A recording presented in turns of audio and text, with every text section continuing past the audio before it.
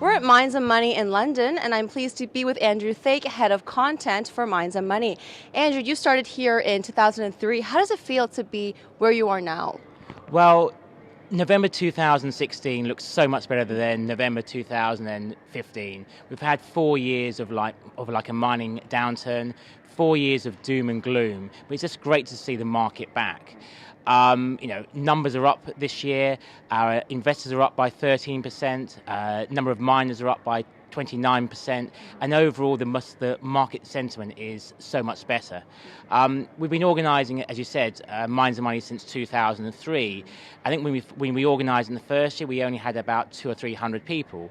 So we've grown it steadily and surely. So this year we expect to see around about 2,000 visitors across the course of 4 days. Right. I mean, you're known as the largest mining conference in Europe, and you've been branching out to North America, into Hong Kong. What's innovative every single year? Well, we always go and re-research the program from scratch each year. So we always go and change the speakers around, we always go and change the content around, and just try to sort of reach out and really find out what our customers want and change according to the times.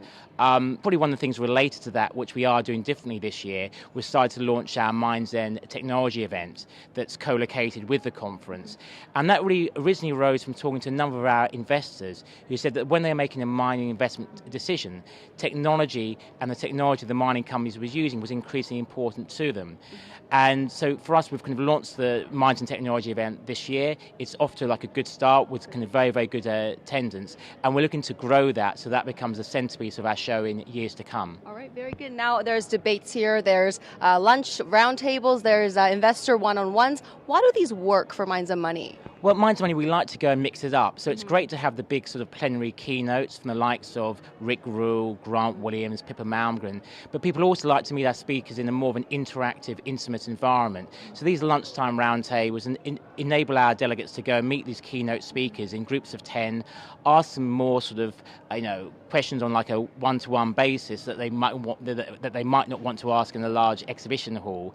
And it just gives them sort of a chance to kind of meet these star speakers in sort of person, which you don't really get to do when you're in an auditorium of 300 to 400 people. Right, and you mentioned before that with the Toronto conference that you just love the people here and that this is what makes it great.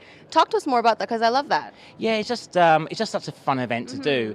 And I've been a conference organizer for the last 10 to 15 years. So I've done events in pharmaceuticals, defense, equity trading. But the great thing about the mining industry is it's just a bunch of decent people.